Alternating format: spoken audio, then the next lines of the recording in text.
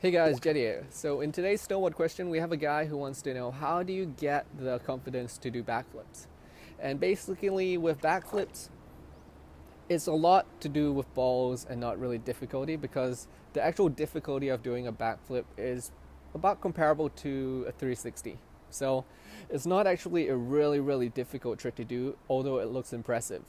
So to get the balls to do a backflip, it's mostly about just understanding how the upside down motion works and getting that aerial awareness of being able to know where you are in the air when you're rotating upside down. So to get that, first it's the same procedure that pretty much everyone who learns flips and upside down inverts and that sort of thing goes through. So it all starts with trampolines for the most part. Most people learn their first inverts and flips on a trampoline, and that's honestly the best place to start because on a trampoline you can get used to the feeling of going upside down, and there's foam pits available sometimes, and you can get people on each side holding you and supporting you to help you learn how to flip. And the more you flip and the more you do backflips and front flips and that sort of thing on the trampoline, the more you get used to that feeling of going upside down. And once you get used to that feeling of going upside down, it makes it so much easier to do backflips. So yeah, trampoline halls, find someone who's an instructor in flips who can teach you how to do flips, and get a couple of friends on each side, and they can support you and hold you through the flip so that you don't land on your head, because obviously even though it's a trampoline and it's a lot safer, you still don't want to really land on your head. So yeah, start on trampolines first. Once you can get the backflips, say 9 times out of 10 on a trampoline, then I say you're ready to do it on snow.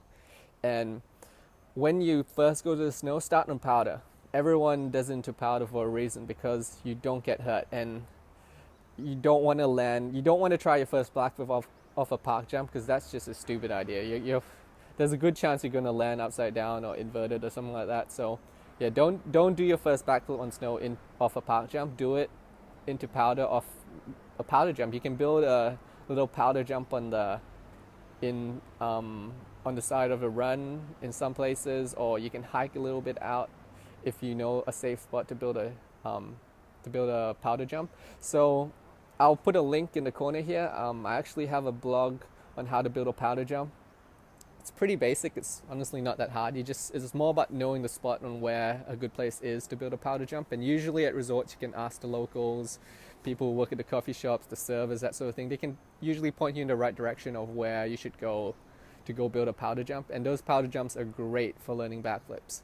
And honestly, you can learn backflips so quickly. You can literally learn them in a day if you know what you're doing. So get them figured out on trampolines, then go to powder and learn it there.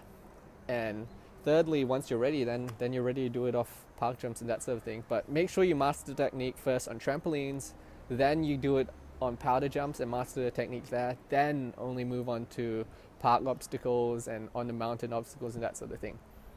So yeah, that's pretty much how you get the confidence up to and progress up to doing a backflip.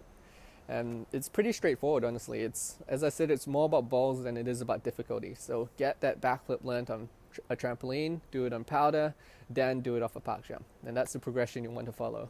And by the way, just a quick safety tip: if you're going out into the backcountry or hiking out to build a powder jump, make sure you know what you're doing, because you don't want to go into avalanche territory or anything like that.